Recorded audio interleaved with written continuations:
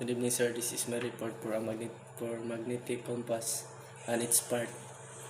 A magnetic compass is an additional instrument with a free moving magnetic needle that's aligned itself with the Earth's magnetic field to indicate direction, typically magnetic north.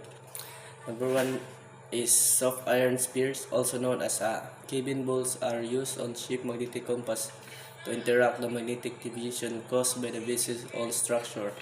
Number two is a magnetic compass binnacle stand is a protective housing for a ship's magnetic compass that keeps its level shielded from the elements and accurate despite a vessel on magnetic interface.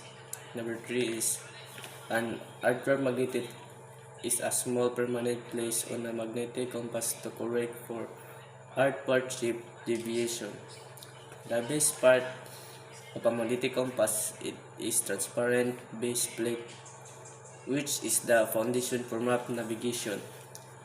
The main parts of a magnetic compass ball are the compass ball itself, which hold the fluid, and the card assembly. A magnetic compass cylinder bar is a vertical soft iron bar located in a tube on the binnacle that's correct for the ship's indicate vertical magnetism.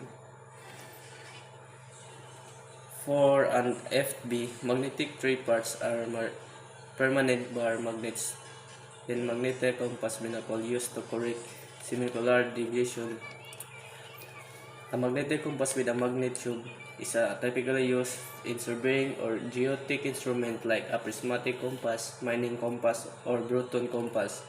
The magnet tube is sometimes called a magnetic needle housing.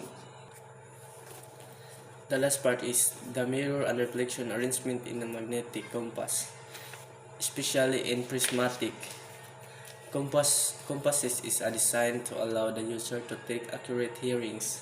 That's all, sir. Thank you.